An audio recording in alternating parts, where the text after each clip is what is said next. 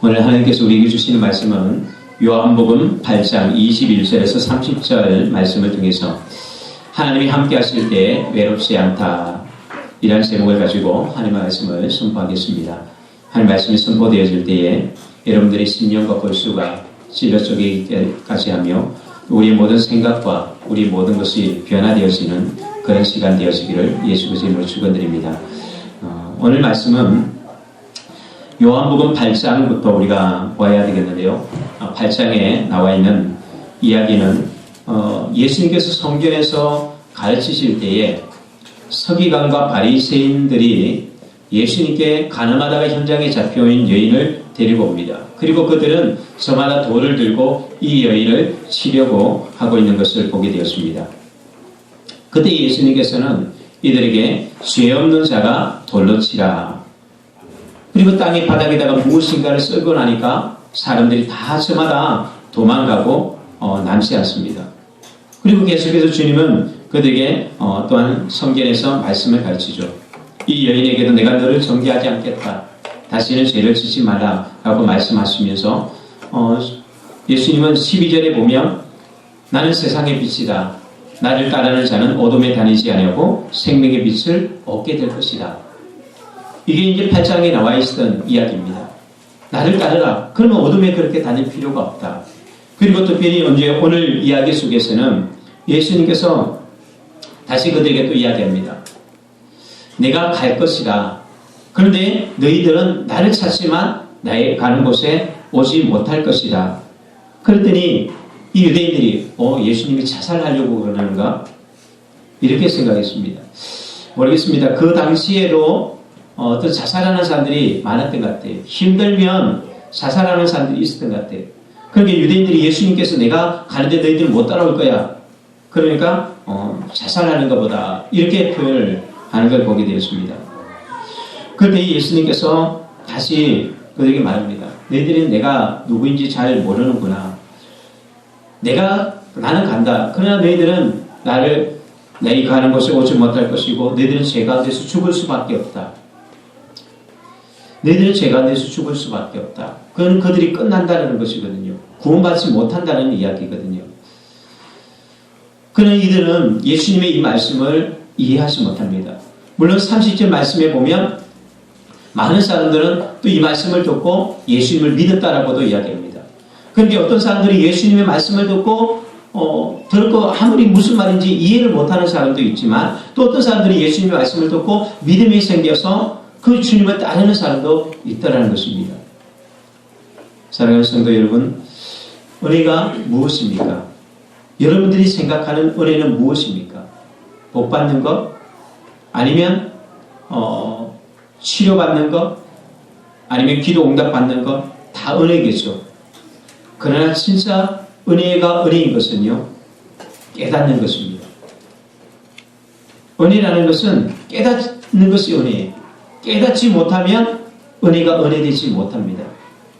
그래서 잠언서에서 그렇게 말합니다. 깨닫지 못하는 자는 멸망하는 짐승과 똑같다라고 이야기해요. 왜 그렇습니까? 하나님이 내게 복을 주시고 내게 건강을 주시고 내게 응답해 주시고 다 해도 내가 깨닫지 못하면 그럼 그건 은혜가 아닌 것이죠. 은혜인 줄 모르는 것입니다. 정말 깨닫는 것이 은혜인데 깨닫는 것이 쉽습니까? 굉장히 어려운 것이죠. 특히 진리에 대해서는요. 이게 인간의 모든 지식과 지혜를 다 동원해도 진리에 대해서는 어려운 게 아니라 아예 불가능한 것입니다. 하나님이 깨닫게 해주지 않으면 알 수 없는 것이 진리의 문제입니다.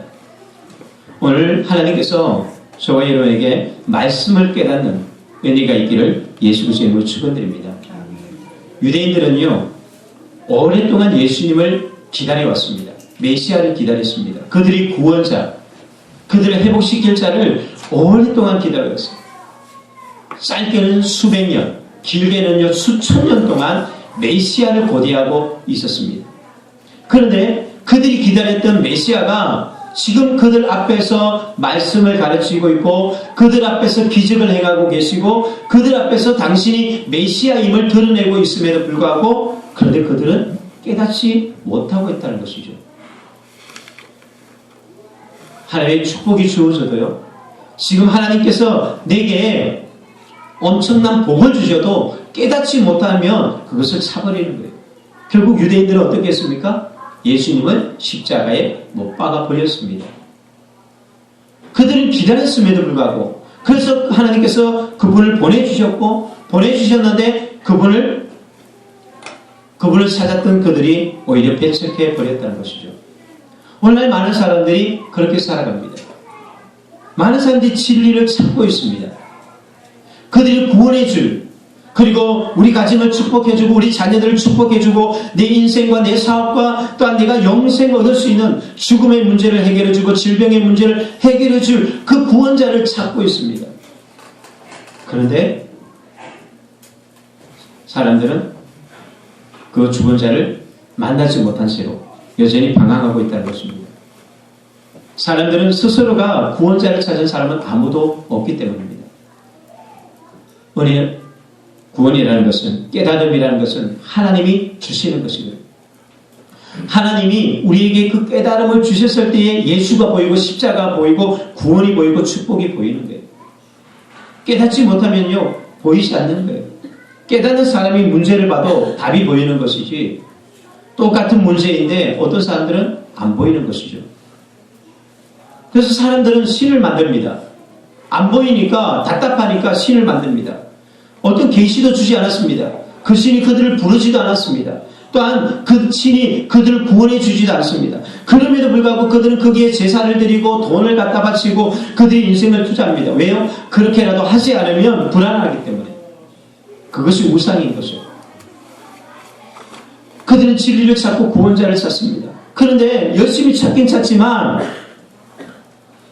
그들에게 오는 것은 불안과 염려와 두려움밖에 없다는 것입니다. 불러도 대답 없는 이름만을 그들은 여전히 부르고 있는 것입니다. 이것이 세상의 모습입니다. 그런데 우리도 그럴 수 있다는 것이죠. 열심히 주님의 이름을 부르고 열심히 주님께 기도를 하는데, 그런데 찾긴 찾는데 여전히 죄 가운데 있다가 죄 가운데 죽을 수 있다는 것입니다. 오늘 말씀 21절 말씀에 보면 예수님이 이렇게 말씀합니다. 내가 가리니 너희가 나를 찾다가 너희 죄 가운데서 죽겠고, 내가 간다, 너희가 나를 찾는다, 그런데 너희들은 죄 가운데서 죽는다. 찾는데 죽는다라고 얘기합니다. 안 찾은 것이 아니라 구원자를 찾고 주님을 찾고 하나님을 찾고 갈망하는데 죽는다. 이것만큼 두려운 이야기가 어디 있겠습니까? 정말 우리가 들을 수 있는 가장 두려운 이야기입니다. 하나님이 우리를 구원하지 않는다고 합니다. 지옥을 가도록 그냥 내버려 둔다고 이야기합니다. 우리는 어떤 일이 있어도 이런 경우는 있지 않기를 예수님을 축복합니다. 이런 일은 있어서는 안 되겠죠. 열심히 하나님 찾고 열심히 주일이 되며 교회에 나갔는데, 그런데 너희들은 그냥 죄 가운데서 죽는다. 사람이 죽을 때는요, 두 부류가 있습니다. 오늘 예수님이 말했던 것처럼 죄 가운데 죽는 사람이 있습니다.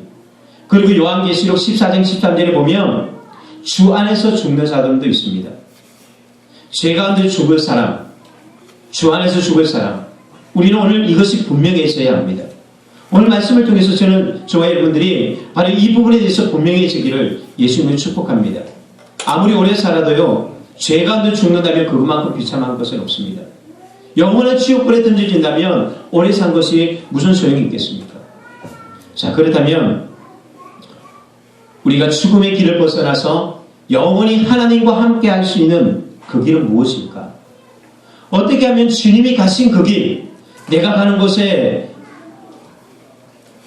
우리도 주님이 가신 그곳에 우리도 함께 갈 수 있을까? 오늘 말씀을 통해서 우리는 교훈을 얻기를 원합니다.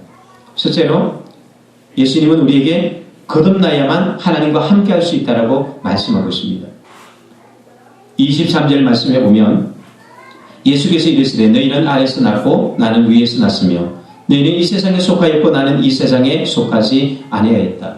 여기 보면 아래에서 났고 위에서 났고 세상에 속하였고 세상에 속하지 않은 이 두 부류를 이야기합니다.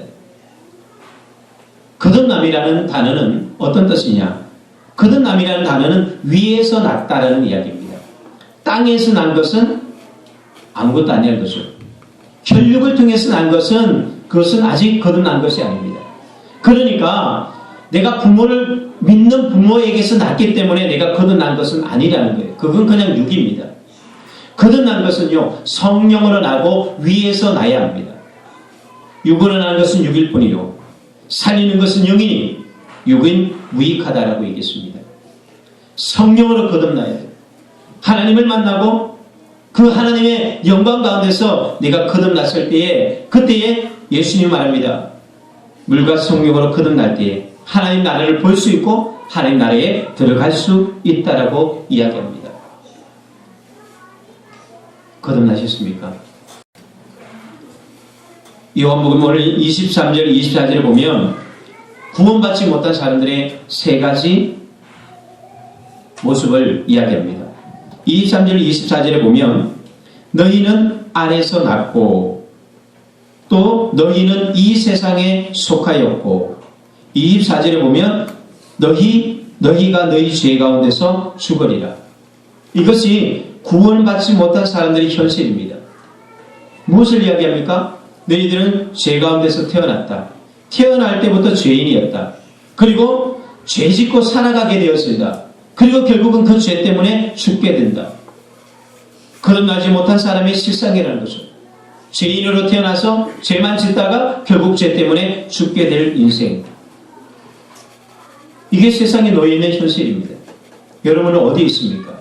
어디에 속한 자입니까? 그리고 여러분들은 어디를 향해서 가고 있습니까? 유대인들은 이미 구약에서부터 오랫동안 하나님을 믿었던 민족입니다. 그럼에도 불구하고 왜 유대인들이 구원을 받지 못했습니까? 특히 성경을 가르치는 바리새인과 서기관들은 왜 예수님께 독사의 자식이라는 이런 욕을 들었습니까? 이유는 한 가지입니다. 그들 스스로가 죄를 인정하지 아니했기 때문입니다. 그들은 자신들이 의롭다고 생각했습니다. 그들은 자신들이 열심히 율법을 지켰기 때문에 구원받을 것이라고 생각했습니다. 그래서 가늠하다가 현장에 잡혀있는 여인을 보고 돌을 던지려고 했던 것입니다. 그래서 남을 정죄하는 것입니다. 저놈은 간음죄를 저질러서, 저놈은 살인죄를 저질러서, 저놈은 무슨 죄를 저질러서 열심히 남에게 정죄하는 이유는 무엇입니까? 나는 의롭다. 왜? 나는 율법을 지키니까. 나는 안식일을 지키니까. 나는 교회 나갔으니까. 나는 기도하니까. 나는 금식했으니까. 이게 얼마나 무서운 것인지 모릅니다. 인간은 누구나 다 죄를 가지고 태어납니다. 인간의 문제를 우리가 이 사실, 내가 죄인이라는 이 사실을 깨닫지 못하면요, 우리 인생의 문제를 풀어지지 않아요. 아니, 하나님의 문제도, 하나님과의 관계도 풀어갈 수가 없습니다. 내가 죄인임을 알고 깨달았을 때 비로소 우리 실존의 문제를 알게 되었습니다. 왜 병들고, 왜 고통당하고, 왜 자꾸만 실수하고 실패하게 되었는지, 왜 넘어지는지, 왜 사람들은 상처를 받고 상처를 주고, 또한 내가 사랑으로 다가가지만 사람들은 거절하는지. 정말 인생에 너무나 복잡한 문제가 많습니다. 자녀의 문제, 물질의 문제, 가정의 문제, 사업의 문제, 또한 관계의 문제, 이런 문제, 저런 문제, 너무나 복잡한 거예요. 머리가 터질 것 같을 때가 있습니다. 그러나 그 모든 문제를, 이것이 복잡해 보이지만 답은 하나예요. 우리가 죄인이기 때문에 그렇다는 것입니다. 이 죄의 문제가 해결되면 우리 삶은 풀어지는 것이죠. 환자에게는 의사가 필요합니다. 그렇다면 죄인에게 누가 필요합니까? 하나님이 필요한 것이죠. 하나님의 구원이 필요한 것입니다. 그래서 하나님을 찾는 것입니다. 그래서 예수님을 찾게 되었고요. 그래서 십자가 앞으로 나가게 되는 것입니다. 이게 신앙입니다. 내가 죄인이라고 인정되어질 때에 비로소 우리가 그때 예수님이 보이는 거예요. 비로소 그 십자가의 은혜가 보이기 시작하는 거예요. 그래서 그 주님을 찬양하게 되는 거죠. 피, 십자가, 보혈. 어떤 사람은 맨날 교회 나가면 왜 이런 이야기만 할까? 라고 생각할 줄 모릅니다. 왜요? 내가 아직 죄인이라는 사실을 깨닫지 못하기 때문에. 내가 죽을 수밖에 없는 존재, 한계가 있는 존재, 병약한 존재, 그런 존재라는 것을 인정하지 않으면 하나님이 보이지 않죠. 그분 앞에 내가 왜 나가야 되며, 내가 왜 그분을 믿어야 되며, 내가 왜 그분께 엎드려야 되는지, 이 사실을 내가 인정하지 못하면 엎드릴 수가 없습니다. 십자가가 보이지 않습니다. 하나님이 보이지 않는 것이죠. 참된 은혜라는 것은요, 결국은 우리가 이 죄를 깨달게 될 때에 은혜를 아는 거예요. 십자가의 은혜를 온전하게 깨닫고 하나님의 사랑과 하나님의 말씀들이 깨달아지는 것이죠. 그분이 예수 그리스도로 말미암아 내가 죄에서 구원받았다는 사실, 이것이 발견되어지면서 우리는 노래하게 되어지고 예배하게 되어지는 것입니다. 오늘도 예수님께서 24절에 그래서 이렇게 말씀합니다. 그러므로 내가 너희에게 말하기를 너희가 내 죄 가운데서 죽으리라 하였노라. 너희가 만일 내가 그인 줄 믿지 아니하면, 내가 그인 줄 믿지 아니하면 너희 죄 가운데서 죽으리라. 바로 예수님의 십자가, 예수 그리스도의 희생, 그것이 나와 내 죄와 연결되어지지 않는다면 너희들은 그냥 죄 가운데서 죽게 되어진다라고 얘기합니다. 우리 모두 죄에서 태어났습니다. 그러나 우리가 죄에서 태어났을지라도 죽을 때는 주 안에서 죽기를 축복합니다. 이것이 축복입니다. 이것이 가장 큰 축복입니다. 사랑하는 성도 여러분, 여러분은 어디에 속해 있습니까? 여러분들의 현 주소는 어디입니까? 성령으로 거듭나셨습니까? 예수 그리스도의 십자가의 보혈로 깨끗하게 정결하게 되어졌습니까? 이제는 죽어도 여러분들이 천국 갈 수 있는 그 구원이 분명합니까? 예수 그리스도만이 참된 구원자이십니까? 유일한 소망입니까? 아니면 다른 곳에서 진리를 찾고 있습니까? 다른 곳에서 구원자를 찾고 계시지 않습니까? 죄 가운데 죽을 것인가? 주 안에서 살 것인가? 우리가 얼마나 도덕적인가? 얼마나 내가 착하게 살았는가? 이게 중요하지 않습니다. 우리의 문제는 죄의 문제입니다. 또한 우리가 얼마나 큰 죄를 지었는가? 살인죄를 짓고 간음하고 사기를 쳤는가? 이게 문제가 아닙니다. 오직 믿음의 문제입니다. 예수 그리스도를 믿을 때에만 우리 인생의 문제는 해결되어지고 그곳에 하나님이 함께 하셔서 주님이 계신 곳에 우리도 함께 거할 수가 있는 것입니다. 오직 예수를 통해서만 죄가 씻겨지고 선한 인간의 구원을 얻을 수 있는 다른 이름을 하나님은 우리에게 주시지 않았습니다. 그분이 바로 여기 계십니다. 그 예수 그리스도를 붙드십시오. 그 예수 그리스도를 따라가십시오. 그분만을 의지하기를 예수 그리스도님으로 축원드립니다. 두 번째로는요, 하나님이 함께하는 자는 하나님의 뜻을 말하는 사람이라고 이야기합니다. 26절 말씀에 보면 내가 너희를 대하여 말하고 판단하는 것이 많으나 나를 보내신 이가 참되심에 내가 그에게 들은 그것을 세상에서 말하느니라 하시되 너희는 아버지를 가리켜 말씀하신 줄을 깨닫지 못하더라. 예수님의 말씀은 이게 무슨 말이냐? 나는 내가 하고 싶은 말이 너무나 많다.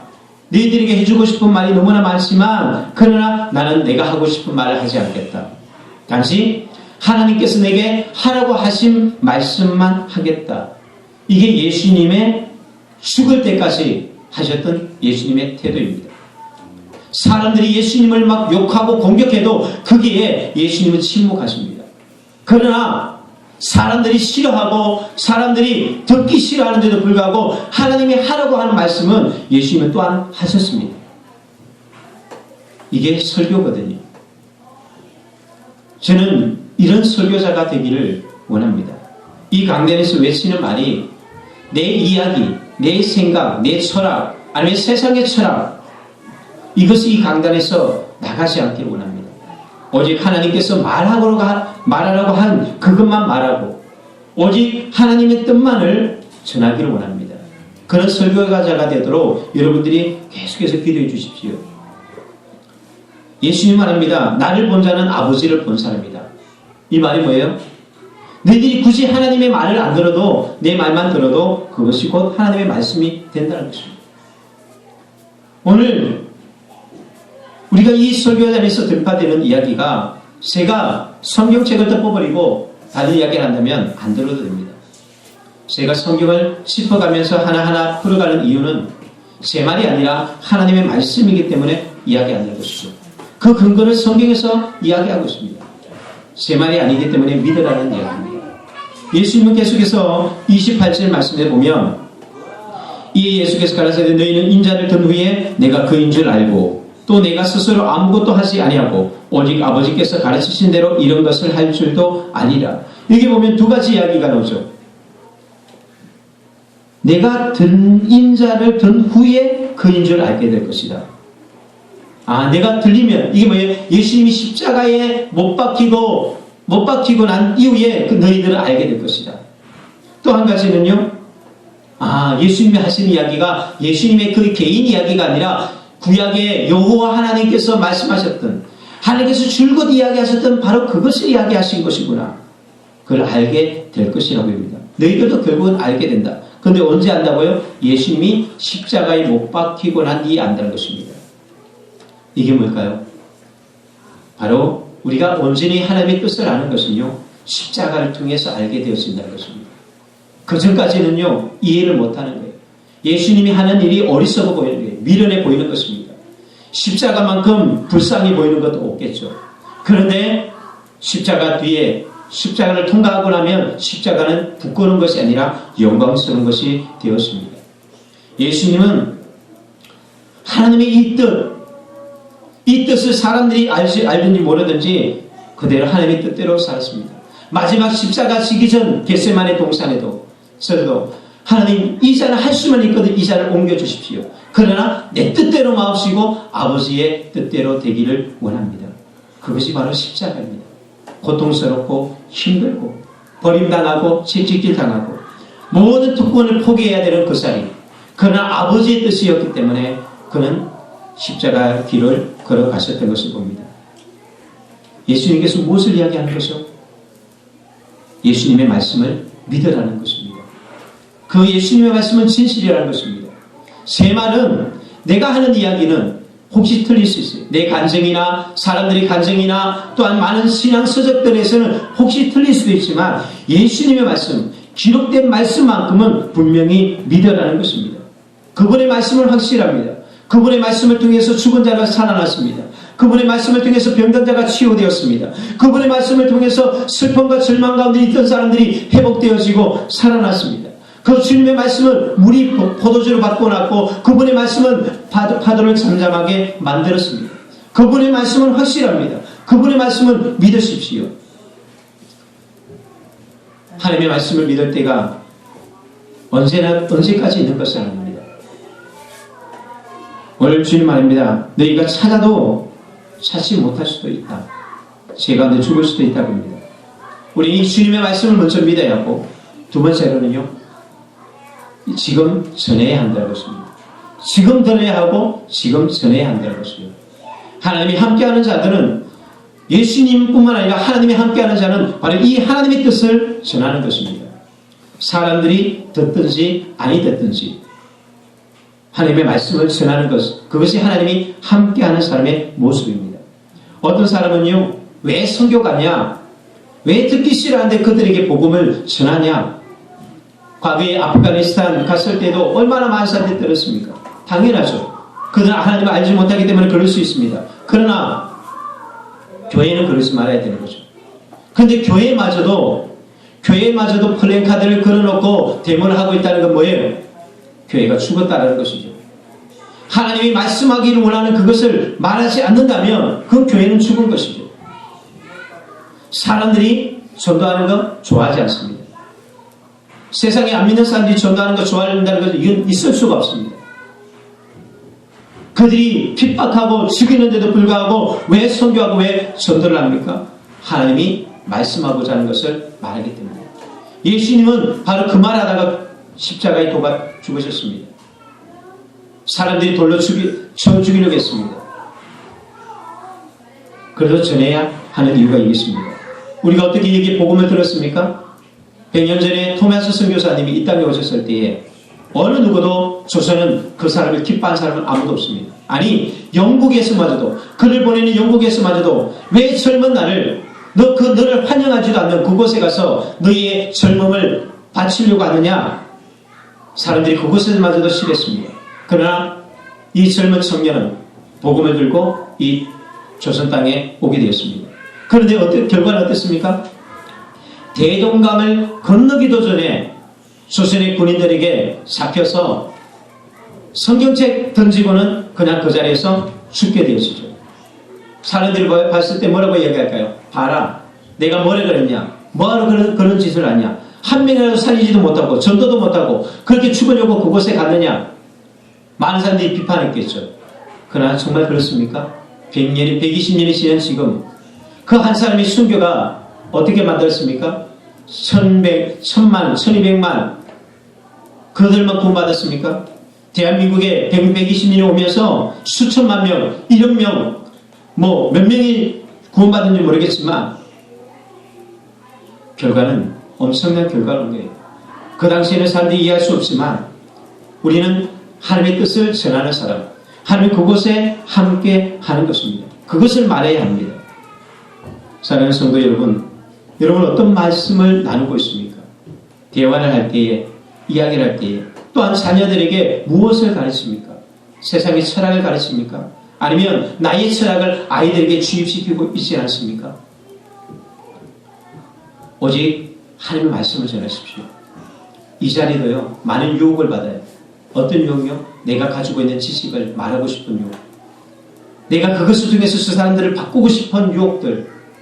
내가 하고 싶은 말이 얼마나 많겠어요. 그것이 유혹이 있는 자리예요. 그러나 그것이 아니라 하나님이 말하라고 하는 것만 말하기를 원합니다.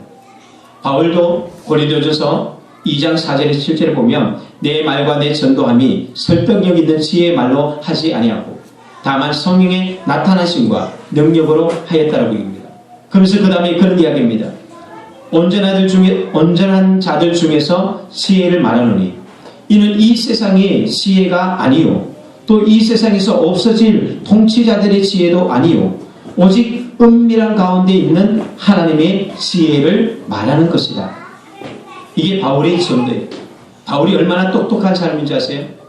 그는 오늘날로 말하면 하버드대를 졸업한 사람이에요. 그는 수사를 전공했습니다. 언변의 능력이 있습니다. 아주 그냥 많은 지식과 많은 것들을 갖고 있지만 그러나 전도할 때에 자기의 지식으로 전도하지 않겠다고 합니다. 그냥 하나님의 말씀만 전한다고 했습니다. 예수 믿으십시오. 예수 천당 불신시오. 저 말 듣고 누가 믿을까? 네, 믿습니다. 그 말 때문에 사람들이 믿고 그 말에 사람들이 변화가 되었습니다. 이게 전도입니다. 우리는 진리만을 하나님 말씀만을 가르쳐야 합니다.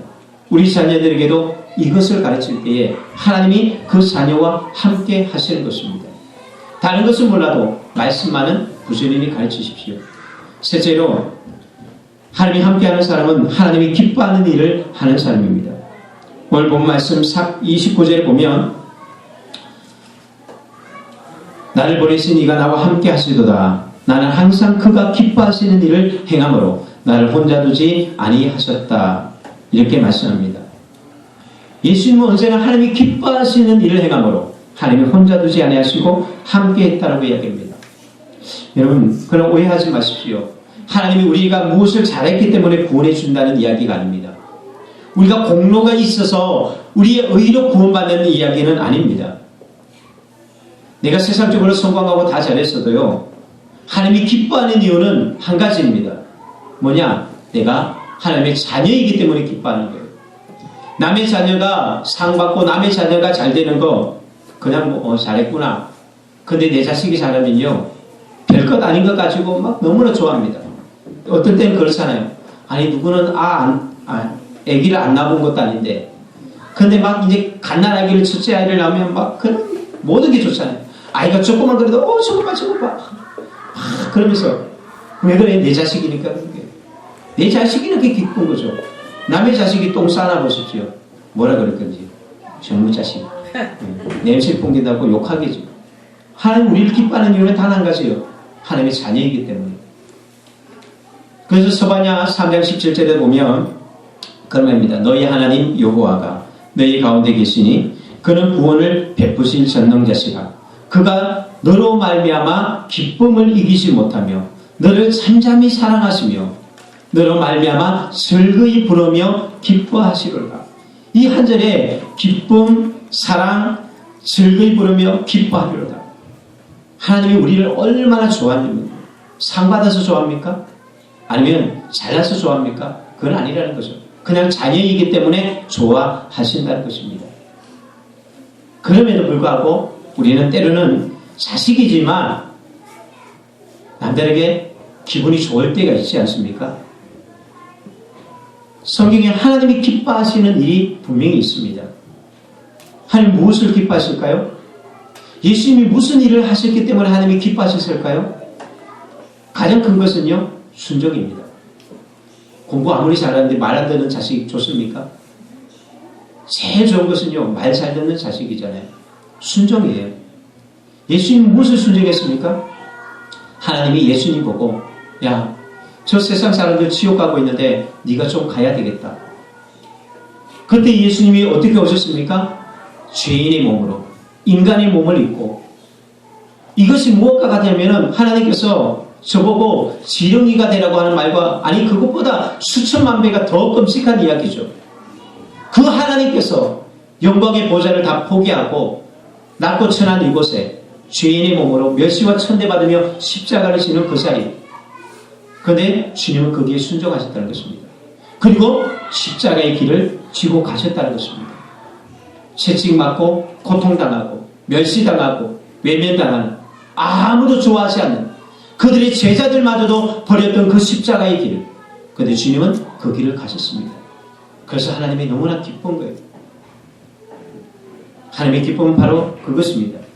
하나님이 원하는 그 길을 가는 자, 하나님이 가라고 하는 그 길, 누구든지 자기를 부인하고 자기 십자가를 지고 쫓을 것이라고 얘기합니다. 내가 가고 싶은 길, 내가 원하는 길이 아니라 하나님이 우리에게 가라고 하는 길, 때로는 그것이 멸시와 천대와 고난과 아픔들이 있음에도 불구하고 그 길을 가는 것. 그때 그런 주님은 그곳에 함께 하시고 그곳에 주님께서 버려두지 않습니다. 하나님이 기뻐하는 일이 있습니다. 예배 드리는 것입니다. 또한 하나님이 기뻐하는 일이 있습니다. 영혼들을 구원하는 일입니다. 하나님이 기뻐하는 일이 있습니다. 우리가 선을 행하는 일들입니다.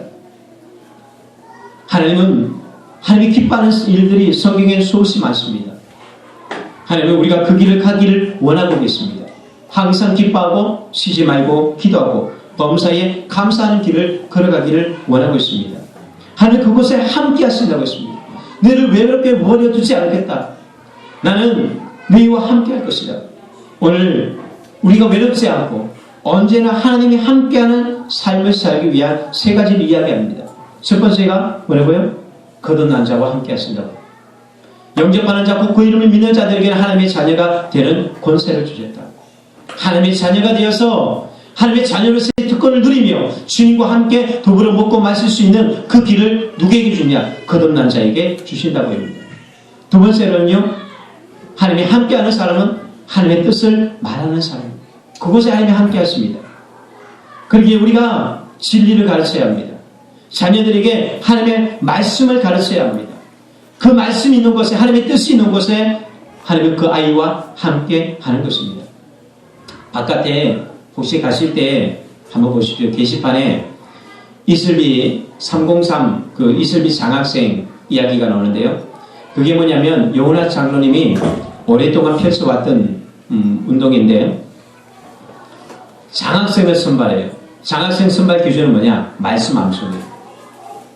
근데 저기 게시판에 보면 여러분도 놀랄 거예요.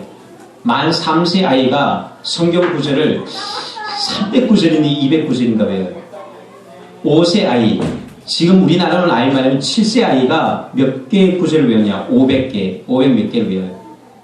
뭐 그게는 뭐 7세, 8세, 9세 이 아이들이 뭐 수백 개 외우는 거는 그게 쫙 있습니다. 그래서 옛날에 제가 저기 스크림에다가 못 써먹었는데 원래 도전해 보려고요. 우리 탈무드학교에서 시작하는데 우리 서진이 같은 경우가, 서진의 예원이 같은 경우 한 지금까지 외웠던 게 한 600이나 700 가까이는 외웠을 거예요. 잠언서 지금 19장 외우고 지금 제가 다시 외우는데 창세기 4장, 요한복음 뭐 3장 뭐 구절이 굉장히 많은데 이게 어렸을 때부터 하니까 되더라고요. 근데 중학생요? 돌 중학생은 초등학교 1학년보다 안 돼요. 시작은 중학생이 빠른데요. 한 2개월만 지나면 초등학생이 훨씬 더 빨라요. 그러니까 그것이 가능해지더라고요. 그런데 여기에서도 보면 초등학교 1학년까지 47개의 암성이거든요. 그런데 장학생이 되려면 100개 정도 외우면 돼요. 100구절 정도 외우면 장학생이 되어서 초등학교 1학년 유치원 때부터 장학금 받고 살아요. 이게 1년 동안만 매년마다 유지되어지고 또 2학년, 3학년 이제 단계별로 올라가기만 하면 중학교 고등학교 때까지인지 하여튼 장학금을 계속 줘요. 돈 받으려고 하라는 이야기가 아니라 그거 하면요 우리 아이들 하나님 떠나지 않아요. 하나님께서 지혜 주시고요 명철을 주고요.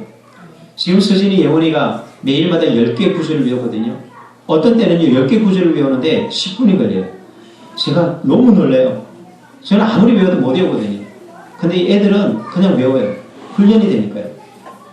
그래서 가정예배 때 교회에서 다 못해요. 가정예배 때 집에서 저 말씀 성경 구절 있으니까 인터넷에서 그냥 303 이설비 그것 맞춰도 나오니까요. 책도 있고요. 책을 사서 그 구절 책을 가지고 하셔도 되지만 정말 우리 아이들에게 하나님이 함께 할 수 있도록 말씀을 가르쳐 주십시오. 그리고 하나님의 뜻을 가르쳐 주십시오. 세 번째로는요, 하나님이 기뻐하는 일을 하는 것입니다. 그게 뭘까요? 한마디로 말하면 동행하는 것입니다. 그분과 함께 걸어가는 거예요. 그것이 십자가의 길이었기도 하고요. 그것이 우리의 사역의 길입니다. 그런데 그것은 하나님이 말합니다.